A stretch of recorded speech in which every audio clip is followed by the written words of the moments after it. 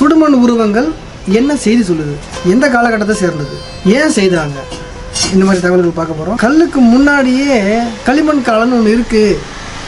களிமண் காலம்னு ஒன்று வரலாறுல பதியணும். ஒரு செங்கலுக்கு கனெக்ஷன் எப்படி இருக்கு பாருங்க. இது முழுமையாக இருக்குது, உடையாமல் கிடச்சிருக்கு. இது கைகளால் செய்யப்பட்டதா இல்லை அச்சா இருந்ததுன்னா இந்த மாதிரி இன்னும் இருக்கணும். இலக்கியம் இருக்குது, ஆனால் நகரங்கள் காணும். சிந்து சமவெளி நாகரிகத்தில் பார்த்தீங்கன்னா நகரங்கள் இருக்குது, அங்கே இலக்கியமே இல்லை. இது ஒரு தெய்வத்தினுடைய கால்விரலா இல்லை ஒரு மனிதனுடைய கால்விரலா எதற்காக செய்தார்கள் முழுமையாக நம்மளுக்கு கிடைக்கல. இது சங்க காலத்து கட்டுமானத்துக்காக பயன்படுத்தப்பட்ட செங்கற்கள். 1.5 அடி வரும். ஃபஸ்ட்டு செய்யாறில் கிடச்சிது. இதில் பாருங்கள், கோட்டை ஓவியம் திறந்து தலை 1 2 3 4 பேர் இருக்காங்க. இது பாருங்கள், அதுக்கு பார்டர்லாம் கொடுத்துருக்குறாங்க.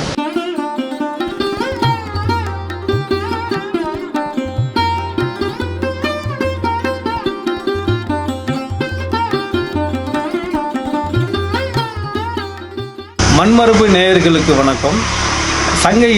சங்க காலம் முதற்கொண்டு தமிழ் இனத்தில் மனிதர்களோடு இணைந்து பயணிப்பது தொல்லியல் ஆதாரங்கள். அதில் ஒரு விஷயம் அப்படின்னு பார்த்தீங்கன்னாக்கா சுடுமண் சிற்பங்கள், வழிபாடுகளில் சுடுமண் சிற்பங்கள் இலக்கியங்களோடு எல்லா அகழ்வாய்வுகளோடும் கிடைக்கிற ஒரு விஷயம் சுடுமண் சிற்பங்கள். அந்த சுடுமண் சிற்பங்கள் எங்கே அதிகமாக கிடைக்குனாக்கா ஆற்றங்கரை நாகரிகத்தில் அதிகமாக கிடைக்குது. அந்த மாதிரியான ஒரு ஆற்றங்கரை நாகரிகங்கிறது பாலாற்றங்கரை நாகரிகம். இன்றைக்கி நம்ம வந்திருக்கிறது செய்யாறு அரசு கலைக்கல்லூரியின் வரலாற்றுத்துறை விரிவுரையாளர் உயர் திரு மதுரை வீரன் ஐயா அவர்களை சந்திக்க வந்திருக்கிறோம். அவர் அந்த மதுரை வீரன் ஐயா அவர்கள் சேகரித்த சுடுமண் சிற்பங்களும் அது சொல்லும் வரலாற்றையும் பற்றி இந்த காணொளியில் விரிவாக நம்ம பார்க்கலாம்.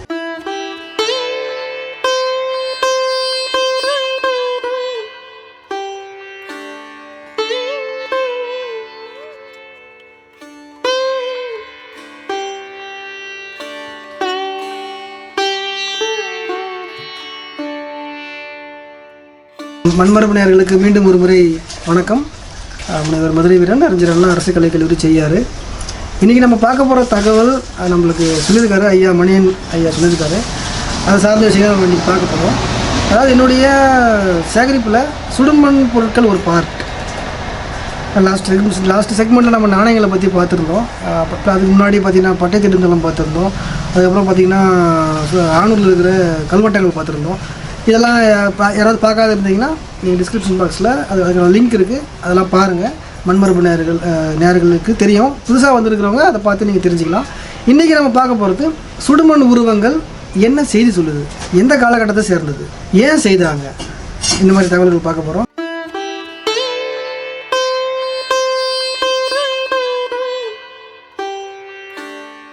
நம்மளுக்கு தமிழகம் முழுக்க நடத்தப்பட்ட அகழாய்வுகளில், ஈவன் இந்தியா லெவலில் கூட செய்யப்பட்ட அகழாய்வுகளில் நிறைய சுடுமண்ணால் செய்யப்பட்ட பொருட்கள் நம்மளுக்கு ஏராளமாக கிடச்சிட்டு இருக்குது இன்னைய வரைக்கும். அதே மாதிரி நம்மளுக்கு பாலாற்று படுகையில் கிட்டத்தட்ட ஒரு 16 ஆண்டுகள் கடந்து எனக்கு கிடைச்ச இந்த சுடுமண் பொருட்களை சேகரித்து வச்சுருக்கிறேன். அது சார்ந்த தகவல்களை நம்ம இன்றைக்கி பார்க்க போகிறோம். இந்த சுடுமண் சிற்பங்கள் எல்லா மண்ணுலேயும் செய்ய முடியுமா, இல்லை அந்த காலத்தில் இருந்த மனித வளர்ச்சியில் இதை எப்படி இப்போ பகுப்பாய்வு செய்து இந்த சிற்பத்தில் சுடுமண் சிற்பம் செய்யலாம்னு சொல்லி கண்டுபிடிச்சிருப்பாங்க. அதாவது நம்ம சுடுமண் பற்றின தகவல்கள் ஆய்வுகள்லாம் பார்த்திங்கன்னா இந்த தமிழக லெவலில் நிறைய பேர் செஞ்சுட்டு வராங்க. அதில் குறிப்பாக சொல்லணும் அப்படின்னா பாண்டிச்சேரியில் இருக்கிற ஃபைன் ஆர்ட்ஸ் கல்லூரியினுடைய பேராசிரியர் மதிப்புமிகு வெங்கட்ராமன் ஐயா அவர்களுடைய கூற்றின்படி பார்த்திங்கன்னா வரலாறை எப்படி பிரிக்கிறாங்க இன்னை வரைக்கும் அப்படின்னா ப்ரீ ஹிஸ்ட்ரி, வரலாற்றுக்கு முந்தைய காலம், வரலாற்று காலம், அது உங்களுக்கு தெரியும். அதில் ப்ரீ ஹிஸ்ட்ரி பார்த்திங்க அப்படின்னா அவங்க பயன்படுத்தின பொருட்களை வச்சு தான் வரலாறு எழுத முடியுது. உதாரணத்துக்கு கற்காலம், அதில் பழைய கற்காலம், புதிய கற்காலம், இடைக்கற்காலம் அப்படின்லாம் இருக்குது. அவர் என்ன சொல்கிறாருன்னா கல்லுக்கு முன்னாடியே களிமண் காலம்னு ஒன்று இருக்குது. களிமண் காலம்னு ஒன்று வரலாறில் பதியணும். களிமண் காலம் என்பது சரி, மனிதன் முதல்ல களிமண்ணில் தான் பழகினானே பல பொருட்களை செய்கிறதுக்கு. அதுக்கப்புறம் கற்கருவிகள் வந்திருக்குன்றது அவருடைய தரவு. அதுவும் ஏற்றுக்கொள்ளக்கூடியதாக தான் இருக்குது. இன்றைக்கி நம்ம பார்க்க போகிறது முழுக்க அது சார்ந்த தகவல்கள் தான். களிமண்ணால் என்ன மாதிரியான பொருட்களை செய்திருக்கிறாங்க, எல்லா களிமண்ணிலையும் பொருட்கள் செய்ய முடியுமா? இப்போ ஒரு பானையை செய்யணும் அப்படின்னா எல்லா களிமண்ணிலையும் பானைகளை செய்திட முடியாது. அதுக்குன்னு பிரத்யேகமான சில மண் வகைகள் இருக்குது. இப்போ கற்கருவிகள் இருக்குது அப்படின்னா எல்லா கருவிலையும் கற்கருவிகளை செய்யலையே. டாலரேட்டு, சேர்ட்டு, இந்த மாதிரியான கற்களை தேர்ந்தெடுத்து தான் கற்கருவிகள் செய்திருக்கிறோம். ஸோ இப்போ களிமண்ணுலேயே அந்த மாதிரி வெரைட்டி இருக்குது தான் செய்யுது. முதல்ல வந்து பண்டைய நாகரிகத்திலேருந்து இருக்கிறதுலே பழமையான களிமண்ணால் செய்யப்பட்ட உருவங்கள் என்னெல்லாம் இருக்கும்னு நீங்கள் சொல்ல வரீங்க? நீங்கள் களிமண் காலம்ன்றது பார்த்தீங்கன்னா அந்த கற்கருவிகளுக்கு முந்தையதாக இருக்குன்றது ஒரு ஏற்றுக்கொள்ளக்கூடியதாக இருக்குது. ஏன்னா பண்டைய காலத்தில் வாழ்ந்தவங்களுடைய உடலை அடக்கம் பண்ணும்போது கூடவே சேர்த்து அவர்களை போன்ற ஒரு சிறிய உருவம், களிமண்ணால் செய்யப்பட்ட உருவத்தை சேர்த்து பதிக்கிறாங்க. அப்படி புதைச்ச உருவங்கள்லாம் நம்மளுக்கு கிடச்சிருக்கு. அகழாய்வுகளும் பார்த்திங்க அப்படின்னா காளை உருவங்கள் மாதிரியும் மான் மாதிரியான உருவங்கள் கூட நம்மளுக்கு கிடைக்குது. ஸோ இதுலேருந்து நம்மளுக்கு என்ன தகவல்கள் தெரியுது அப்படின்னா, களிமண் காலம் இப்போது வரலாற்றுக்கு முந்தைய காலம். பாறை ஓவியத்தில் பாறைகளில் கிறுக்க ஆரம்பிக்கிறான், பாறைகளில் எழுத ஆரம்பிக்கிறான், கோட்டு ஓவியம் வருது. கற்களுக்கு முன்னாடி களிமண்ணில் சில பொருட்களை செய்கிறான். ஸோ அந்த களிமண் காலம்ன்றது நம்ம முக்கியமாக ஆவணப்படுத்த வேண்டிய ஒரு விஷயமா இருக்குது. சிந்து சமவெளி ஆய்வில் அதிகமாக இன்னைய வரைக்கும் கிடைக்கப்பட்டது எடுத்துக்கிட்டு இருக்க பொருள் களிமண்ணால் செய்யப்பட்ட பொருள் தான் எல்லாமே. சிந்து சமவெளியில் இன்னி வரைக்கும் எடுத்துகிட்டு இருக்க பொருள் எல்லாமே பார்த்தீங்கன்னாக்கா களிமண்ணால் செய்யப்பட்டது தான் ஏகப்பட்டது இருக்குது. அப்போ அந்த காலத்துக்கும் அங்கேருந்து வர நீங்கள் கண்டுபிடிச்ச பொருளுக்கும் என்ன தொடர்பு இருக்கும்னு சொல்லுங்கள். சிந்து சமவெளி காலகட்டம் பார்த்திங்கன்னா கிமுல போயிடுது நம்மளுக்கு. அதனுடைய வரலாறு டோட்டலாக 3300க்கும் மேற்பட்ட காலகட்டத்தில் இருக்குது. நம்மளுடைய தமிழக வரலாறு அதிகபட்சமாக வரலாற்றை மாற்றி அமைச்சிருக்கிறது கீழடி தான், அது எல்லாருக்கும் தெரியும். கிமு 700 காலகட்டத்துக்கு போயிருக்கு. நம்ம குறைவாக தான் இருக்கிறோம் இன்னை வரைக்கும். இதுக்கப்புறமும் நம்மளுக்கு மாறுறதுக்கு நிறைய வாய்ப்புகள் இருக்குது. நம்ம அங்கேருந்து இவங்க இங்கே வந்தாங்களா, இல்லை இங்கேருந்து அங்கே போனாங்களான்றது தான் வரலாறு. அதாவது நம்ம ஐயா பாலகிருஷ்ணன் ஐயானுடைய கூற்றுப்படி பார்த்திங்க அப்படின்னா, சங்க இலக்கியங்களில் நிறைய விஷயங்கள் இருக்குது, இலக்கியம் இருக்குது, ஆனால் நகரங்கள் காணும். சிந்து சமவெளி நாகரிகத்தில் பார்த்திங்கன்னா நகரங்கள் இருக்குது, அங்கே இலக்கியமே இல்லை. ஸோ அந்த இதுக்கு இடையில் உள்ள விஷயந்தான் வரலாறுன்றது அவருடைய கருத்தாக இருக்குது. மெசபடோமியா, எகிப்து, அப்புறம் பார்த்திங்கன்னா சிந்து சமவெளி நாகரிகம், இந்த மாதிரியான பகுதிகளில் சுடுமண்ணால் பொருட்கள் கிடச்சிருக்கு. ஸோ அதே மாதிரியான சில பொருட்களும் நம்மளுக்கு இங்கே பாலாறுகளில் கிடைக்குது. ஸோ அதாவது எகிப்துனா நைல் நதிக்கரை ஓரம் உருவான நாகரிகம், மெசபடோமியானா யூப்ரட்டிஸ் டைக்ரீஸ் அப்படின்ற நதி, சிந்து சமவெளின்னா சிந்து நதி. ஸோ நதிக்கரை ஓரம் தான் நாகரிகங்கள் உருவாயிருக்கு. ஸோ இதே மாதிரி இங்கே பார்த்திங்கன்னா பாலாறில் நம்மளுக்கு அந்த காலகட்டத்தையும் சேர்ந்த அதை போல் மக்கள் இங்கேயே வாழ்ந்துருக்கிறாங்கன்றதுக்கான ஒரு ஆதாரம் நம்மளுக்கு கிடச்சிருக்கு. அதை சேகரித்து வச்சுருக்கேன். அதுதான் நம்ம இன்றைக்கி பார்க்க போகிறோம். பாலாற்றங்கரையிலேருந்து நீங்கள் சேகரித்த சுடுமண்கள்லேயே மிக சிறப்பு வாய்ந்தது அப்படின்னு சொல்கிறது நீங்கள் என்னெல்லாம் சொல்ல வருங்க? அந்த சுடுமண் பொருட்களில் எனக்கு ரொம்ப பிடிச்சதுன்னா, இன்றைய வரைக்கும் நான் அது கூட பேசிகிட்டே இருக்கிறது எதுன்னா, இந்த உருவம். இது வந்து நம்மளுக்கு அரிச்சநல்லூரில் கிடைச்ச அகழாய்வில் கூட பார்த்திங்கன்னா ஒரு சுடுமண் ஒரு பொம்மை ஒன்று இருக்குது. ஸோ அதோட கொஞ்சம் மேட்ச் பண்ணலாம் இதையும். இது சுடுமண்ணில் அதாவது ஈரத்தில் செய்து சுட்டுருக்குறாங்க. இது வந்து என்னென்ன தரவுகள் சொல்கிறாங்க ஆய்வாளர்கள், நான் நிறைய பேர்கிட்ட கொடுத்துருக்குறேன், காமிச்சிருக்கிறேன். இதை அவங்க சொன்ன சில தகவல்கள்லாம் அவங்களுக்கு இப்போ நான் சொல்ல போகிறேன். இது வந்து மூன்று வகையான காலகட்டத்தை சேர்ந்ததாக இருக்கலாம் அப்படின்னு சொல்கிறாங்க தொல்லியல் ஆய்வாளர்கள். என்ன அப்படின்னா, இது வந்து முதல்ல ஹேண்ட்மேடா இல்லை டையா அப்படின்ற ஒரு விஷயம் இருக்குது, நம்ம பார்க்கணும். இது கைகளால் செய்யப்பட்டதா இல்லை அச்சா இருந்ததுன்னா இந்த மாதிரி இன்னும் இருக்கணும், நல்லா புரிஞ்சுக்கணும். அச்சா இருந்ததுன்னா இன்னொன்று இருக்கும். ஸோ இது ஹேண்ட்மேடாக இருக்கிற வாய்ப்பு ரொம்ப ரொம்ப அதிகமாக இருக்குது. கைகளால் செய்திருக்கிறாங்க. கைகளால் செய்து இந்த சைட்லலாம் பார்த்திங்கன்னா லாக் பண்ணியிருக்கிறாங்க. ஏதாவது முதல்ல சர்ஃபேஸ் பண்ணியிருக்கிறாங்க, எம்பர்சிங்காக இருக்குது. இந்த ஓரெல்லாம் பார்த்திங்கன்னா டிசைன் மாதிரி தெரியும், டிசைன் இல்லை. இந்த காலை ஒட்டி இருக்கிறாங்க, ஒட்டி பஞ்ச் பண்ணியிருக்கிறாங்க. இது வந்து ஒரு பெண்ணுடைய உருவம், ராணியாக இருக்கிறதுக்கு வாய்ப்புகள் அதிகமாக இருக்குது. ஏன்னா சங்க காலத்தில் கோவில்கள் நம்மளுக்கு கிடைக்கல. மகாபலிபுரத்தில் சாலவன் குப்பம்ன்ற இடத்துல நம்மளுக்கு சங்ககால முருகன் கோவில் கிடச்சிருக்கு, எல்லாருக்கும் தெரியும். அதுக்கப்புறமா நம்மளுக்கு சுடுமண்ணால் செய்யப்பட்ட மணற்தளிகள் தான் இருந்தது. அந்த மணற்தளிகள் இன்றைக்கி எங்கேயுமே இன்னும் கண்டெடுக்கப்படவில்லை. அந்த மாதிரி இருக்கிற மணற்தளிகளில் இந்த மாதிரியான உருவத்தை வைத்து வழிபட்டுருக்கலாம்ன்றது என்னுடைய கருத்து. ஏன்னா சுடுமண்ணில் இருக்குது, ஒரு உயர்ந்த, அதுவும் ஒரு பெரிய லெவலில் ஒரு கற்பனை பண்ணி தான் இதை உருவாக்கியிருக்கிறாங்க. அவங்களோட ஆபரணங்கள்லாம் பாருங்கள், நெக்லஸ் நெத்தியில் இருக்குது. இங்கே இது வந்து கரண்டை மகுடம் மாதிரி இங்கே ஒரு மாலை வருது, ஒரு ராணி மாதிரி இது தெரியுது. ஸோ நான் நிறைய பேர்கிட்ட இதை நான் காமிச்சிருக்கிறேன். அவங்க பார்த்துட்டு ரொம்ப ஆச்சரியப்பட்ட ஒரு விஷயம் இது எனக்கு ரொம்ப பிடிச்ச பொருட்களில் இது முதன்மையானதாக இருக்குது. சுடுமண் உருவம். இது ஆக்சுவலாக என்னுடைய நண்பர் எனக்கு இதை தெரிவிச்சிருந்தார்.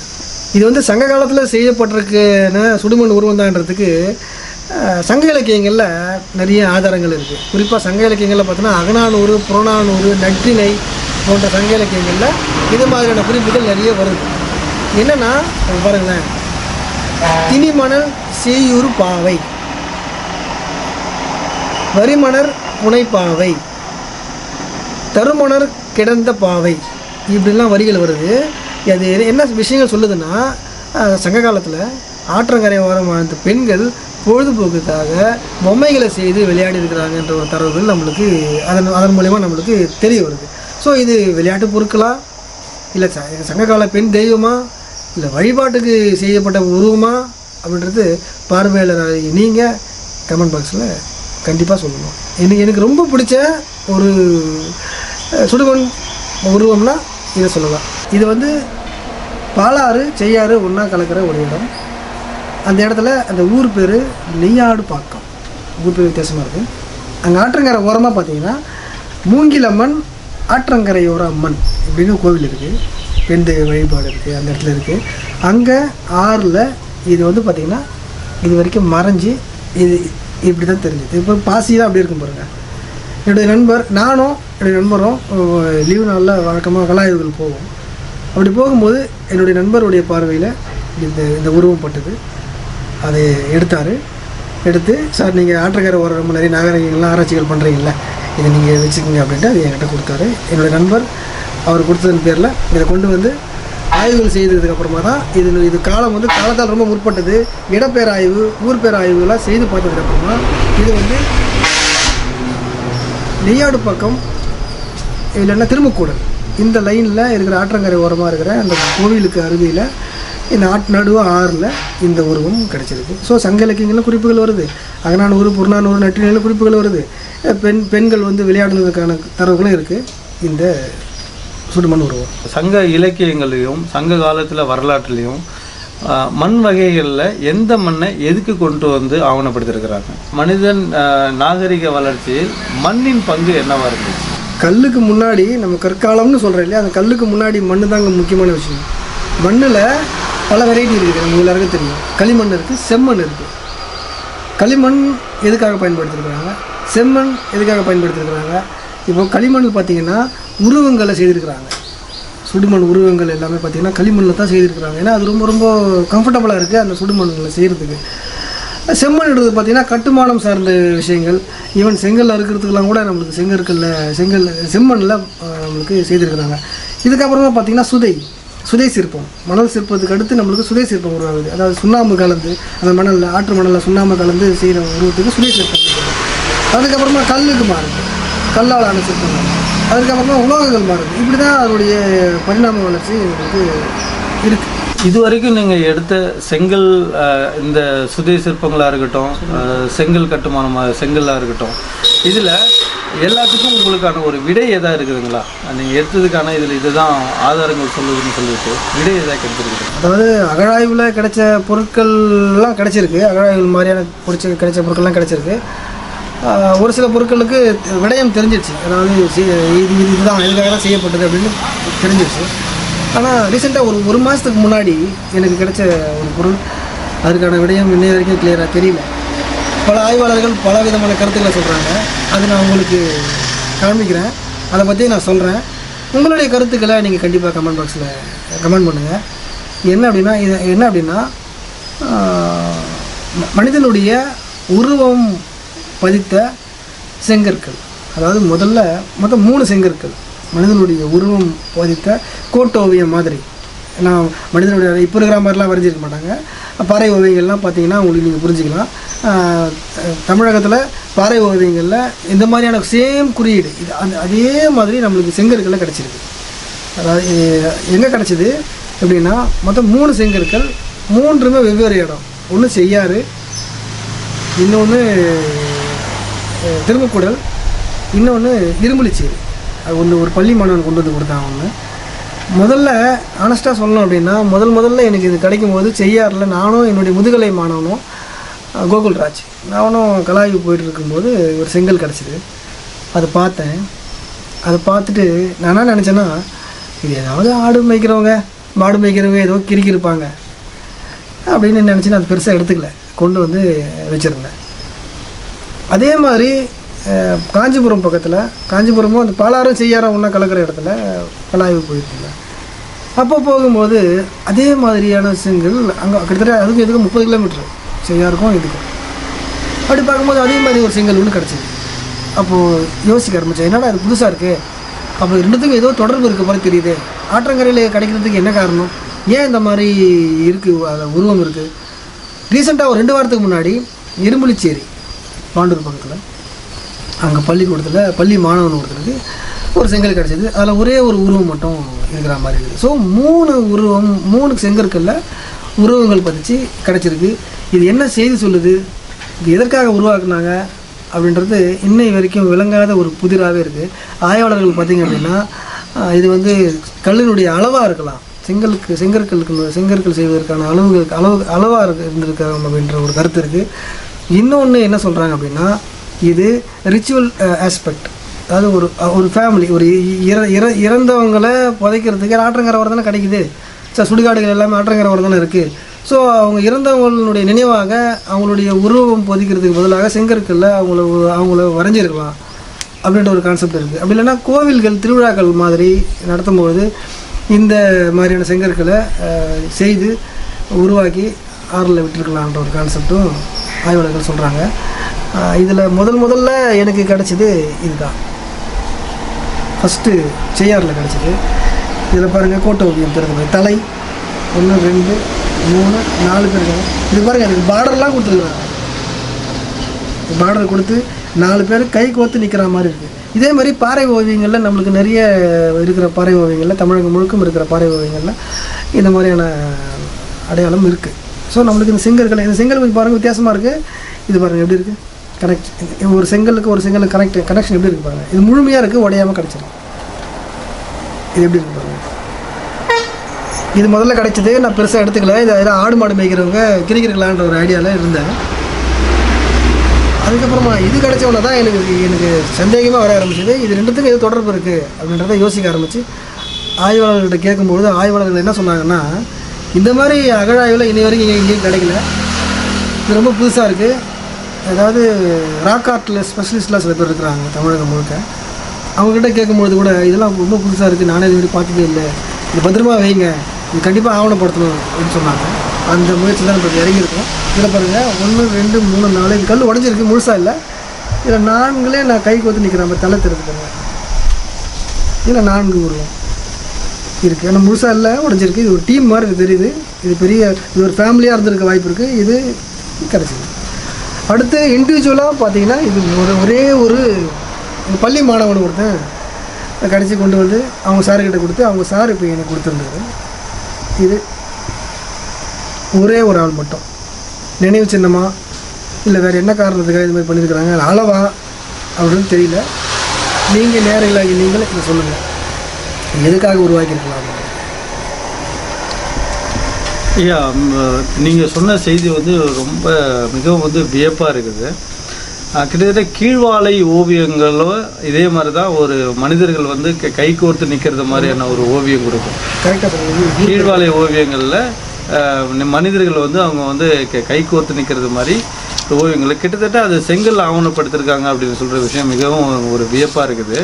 இப்போ தமிழ்நாட்டில் கண்டுபிடிக்கப்பட்ட இந்த சுடுமண் சிற்பங்களும் இந்த ஓவியங்களை பற்றி கொஞ்சம் விரிவாக சொல்லுங்களேன். ஐயா பேராசிரியர் சண்முகம் இவர் சென்னை பல்கலைக்கழகத்தினுடைய பேராசிரியராக இருந்தார். நிறைய அகழாய்வு செய்திருக்காரு. இவர் எழுதின ஒரு புத்தகம், இந்த புத்தகம் கிடைக்கல, இப்போ ரொம்ப அரிதாக இருக்குது. என்னுடைய ஆய்வுக்கு இது ரொம்ப பயனுள்ளதாக இருந்தது. இந்த புத்தகத்தை படித்தோன்னே தான் எனக்கு இந்த சுடுமண் பொருட்கள் மேலே ஒரு ஈர்ப்பும் ஒரு ஆர்வமே வந்தது. ஏன்னா இதில் அவ்வளோ தகவல்கள் கொடுத்துருக்காரு. நீங்கள் பாருங்கள், உதாரணத்துக்கு இது க்ரௌன், இது பாருங்கள். இவர் அகழாய்வில் நம்மளுக்கு நிறைய இந்த மாதிரி க்ரௌன் கிடைக்கும், கிரீடம் மாதிரி. இது இந்த பொம்மையில் இது இருக்குது பாருங்கள். அதே மாதிரி இது பாருங்கள், குழந்தையினுடைய தலையோடு தான் இருக்கும். நம்மளுக்கு ஆறில் கிடைக்கும் போது நம்மளுக்கு இந்த மாதிரி உடஞ்சி தான் கிடைக்கிது. இது ஒன்று. இதுவும் ஒரு குழந்தை அமர்ந்த நிலையில் இருக்குது. கால் விரல் இவ்வளோ அழகாக டிசைனில் இருக்காங்க பாருங்கள். இது வந்து ஒரு தெய்வத்தினுடைய கால் விரலா இல்லை ஒரு மனிதனுடைய கால் விரலா எதற்காக செய்தார்கள் முழுமையாக நம்மளுக்கு கிடைக்கல. அதனால் அதை பற்றி நமக்கு கரெக்டாகவும் சொல்லிட முடியாது. ஆனால் சுடுமண்ணால் செய்து சுட்டு வழிபாட்டுகளில் இருந்திருக்குன்றது மட்டும் நம்ம புரிஞ்சுக்கலாம். இது அழகாக கால் பகுதி மட்டும் சுடுமண்ணில் சேர்ந்து கிடைச்சிருக்கு. தொல் மாந்தர்கள் கலன்களை செய்தனர். தொன்மையான அனைத்து நாகரிகங்களைச் சேர்ந்த மக்கள் பல வகையான மண் கலன்களை உற்பத்தி செய்துள்ளனர். மக்களின் பயன்பாட்டிற்கு ஏற்றாற் போல சிறியதும் பெரியதுமாக வகை வகையான மண்கலன்கள் வணையப்பட்டுள்ளன. இது எங்கெல்லாம் இருக்குது அப்படின்னா, கிரேக்க ரோமானிய மண்கலன்கள் மீது அழகான வண்ண ஓவியங்கள் தீட்டப்பட்டுள்ளன. இந்தியாவின் தொன்மையான நாகரிகமான அரப்பா பண்பாட்டு நிலைகள் பல வகையான மண்கலன்கள் வளையப்பட்டுள்ளன. தென்னிந்தியாவில் மராட்டியம், கர்நாடகம், ஆந்திர பிரதேசங்களில் மண்கலன்கள் அதிகமாக செய்யப்பட்டுள்ளன. அதுக்கப்புறம் பார்த்திங்கன்னா வீடுகளை கட்டி குடியேறிய காலத்தில் செங்கல்களும் கூரை ஓடுகளும் ஆக்கப்பட்டன. இப்படி சிறுவர் சிறுமியர் விளையாடும் ஏதுவாக விளையாட்டுப் பொருட்களாகவும் மண்ணால் செய்யப்பட்டு இந்த நாகரிகம் மிக பண்பாட்டு நாகரிகமாக வளர்ந்துள்ளது. மண்ணால் செய்யப்பட்ட பல வகையான பொருட்கள் சங்க காலத்திலிருந்து இந்த நாகரிகத்தில் நம்ம கண்டுபிடிக்கிறோம். அதில் செங்கல் கட்டுமானம் அப்படின்னு சொல்லிட்டு பெரும்பானாற்று பறையில் செங்கல் கட்டுமானம் பற்றி ஒரு குறிப்பிடுறாங்க. சுடுமண் ஓங்கிய நெடுநகர் அப்படின்னு சொல்லிட்டு பெரும்பானாற்று படையில் செங்கல் கட்டுமானத்தை பற்றி ஆவணப்படுத்துகிறாங்க. அது மாதிரியான செங்கல்கள் நீங்கள் ஏதாவது எடுத்து ஆவணப்படுத்திருக்கீங்களா? சங்க காலத்து கட்டுமானங்கள் உள்ள செங்கற்கள் ஆறில் கிடச்சிது அப்படின்னா நான் ஆவணப்படுத்திருக்கிறேன். பத்திரிகையிலும் அந்த தரவுகள் கொடுத்துருக்குறேன். என்ன அப்படின்னா, செங்கற்கள் வந்து சங்க காலத்தோடு சேர்ந்தது தான் அப்படின்றதுக்கு சில அளவு முறைகள் இருக்குது. அதாவது 45 சென்டிமீட்டர் வழக்கமாக எல்லா ஆய்வாளர்களையும் ஏற்றுக்கொள்ளக்கூடியது. 45 சென்டிமீட்டருக்கு மிகவும் நீளமாகவும் இருந்தது அப்படின்னா அது சங்க காலத்து கட்டுமானம் அப்படின்றது சொல்லுவாங்க. எனக்கு பாலாறுகளில் கிட்டத்தட்ட ஒரு 4 அந்த மாதிரியான செங்கற்கள் சங்க காலத்தை சேர்ந்த செங்கற்கள் கிடச்சிது. அதை நான் உங்களுக்கு காமிக்கிறேன் பாருங்கள். இது சங்க காலத்து கட்டுமானத்துக்காக பயன்படுத்தப்பட்ட செங்கற்கள். 1.5 அடி வரும். இது பார்த்திங்கன்னா 4 இன்ச்சு இருக்குது. ஹைட்டு வந்து 4 இன்ச்சு இருக்குது. நீளம் பார்த்திங்கன்னா 1.5 அடி வருது. கிட்டத்தட்ட 45 சென்டிமீட்டருக்கு மேலே வரும். இது 9 சென்டிமீட்டர்கிட்ட அதிகமாக அகலம் வரும். 6 அடிக்கு மேலே இருக்குது இந்த நீளம். இது வந்து எப்படின்னா, கட்டுமானம் வந்து மதில் சுவர்கள் கோட்டைகளுக்கு தனி, கிணறுகளுக்கு தனி. கிணறுகளுக்கு பார்த்திங்கன்னா அரைவட்ட வடிவமாக இருக்கும். அந்த மாதிரி செங்கற்கள் வந்து கிணறுகளுக்காகவும், இந்த மாதிரியான செங்கற்களை பார்த்திங்க அப்படின்னா கோட்டைகள் கட்டுறதுக்கு பயன்படுத்திக்கிறாங்க. நீங்கள் சலவன்குப்பம் மாதிரியான இடங்களுக்கு, மகாலிபுரம் பக்கத்தில் இருக்கிற சலவன்குப்பம் முருகன் கோவிலுக்கு போனீங்கன்னா நீங்கள் அந்த மாதிரியான கட்டுமானத்தை நீங்கள் நேரில் பார்க்கலாம்.